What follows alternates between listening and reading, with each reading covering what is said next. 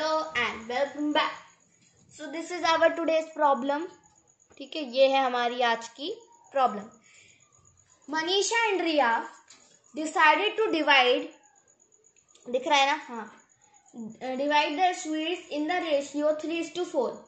If they had 700 sweets in all, how many sweets did each one of them get? ठीक है, तो ये है कि मनीषा और रिया दो बहनें हैं, उनको स्वीट्स मिले होंगे तो वो उसको डिवाइड कर रही हैं। ठीक है, इन द रेशियो 3:4 वो डिवीजन करने वाली हैं। सो अगर उनके पास 700 स्वीट्स थे, दे हैड 700 स्वीट्स इन ऑल, मतलब पूरे 700 स्वीट्स थे, तो उन दोनों को, मतलब उन दोनों में से हर एक को कितना मिलता? ठीक है, so this is the question asked to us. तो पहले तो स्टेटमेंट लिखो, मतलब रेशियो में, मतलब कितने रेशियो में डिवाइड कर रहे थे वो लोग। ठीक है, okay, so first you have to write the statement as ratio in which the sweets are getting divided. ठीक है, ये बन गया हमारा स्टेटमेंट।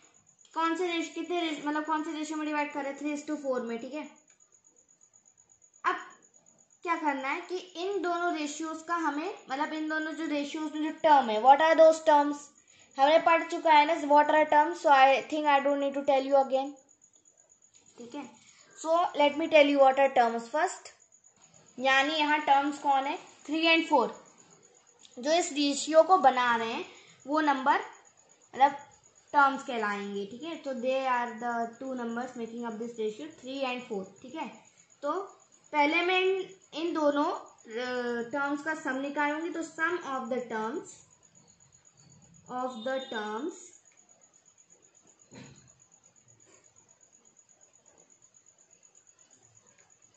3 + 4 7. ठीक है, ये हो गया इनका सम, आगे 7 है। चलो, now look here very carefully, 3 and 4 यानी मतलब डिवाइड करने वाले, तो रिस्पेक्टिवली देखोगे तो 3 मतलब आउट ऑफ 7, ठीक है, out of 7 3 of the sweets, Manisha is getting 3 sweets out of 7 respectively. ठीक है, 3 मनीषा को मिल रहे हैं और 4 रिया को मिल रहे हैं। ठीक है, सो इनका सम निकाल लिया। Now out of 7, 3 of them Manisha is getting and 4 of them Riya is getting respectively. ठीक है, तो हम लिख सकते हैं इधर what am I going to write, क्योंकि इनका सम देखो, it is 7, मतलब 7 यानी पूरे कितने स्वीट्स? पूरे sweets. Okay, now out of 7, 3 of the sweets Manisha is getting and 4 of the sweets Riya is getting. ठीक है, 4 sweets out of 7 Riya is getting. आई इतना समझ में?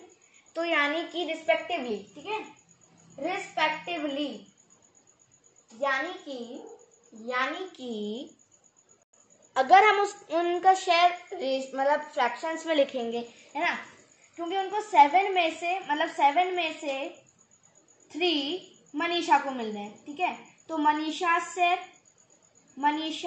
शेयर क्या होगा?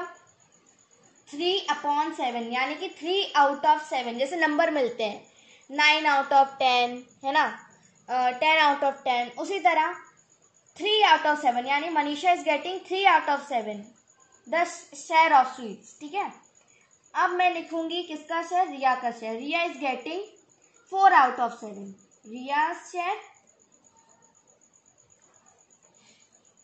4 आउट ऑफ 7। आया इतना समझ में?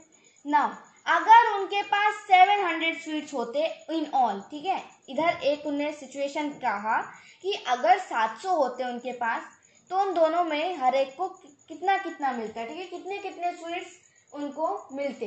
ठीक है, तो 3 यानी कि 3 आउट ऑफ, मतलब 3/7 and 4/7, I am going to multiply them individually by 700. ठीक है, आउट ऑफ मतलब 3/7 out of 700 and 4/7 out of 700. आया इतना समझ में? सो नंबर ऑफ स्वीट्स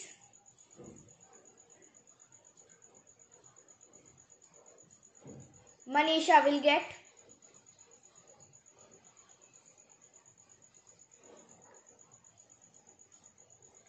ठीक है, number of sweets Manisha will get, ठीक है, 700 में से पूरा जो फ्रैक्शन है इट इज 3/7 ऑफ 700, ठीक है, इट इज 3/7 ऑफ 700, ठीक है, तो 707 100, 3 into 100 300, तो कितना मिलेगा मनीषा को? She will get 300 sweets.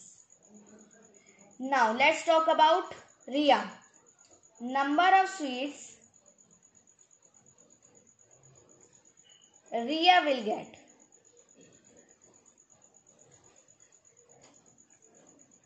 ठीक है, तो उसका क्या फ्रैक्शन है? 4/7 ऑफ 700,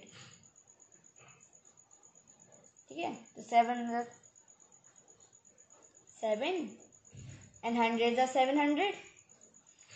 4 into 100 is 400.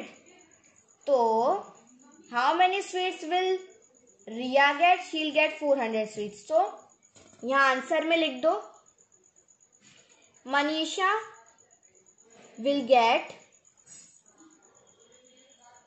300 sweets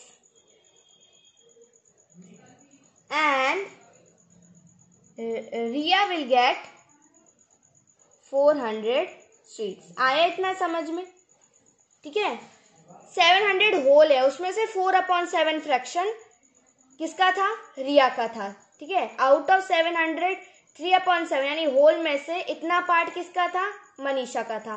आया समझ में? बस इतना सब काम करना था और कुछ नहीं करना था. मिल गया? Thank you, bye. ओके.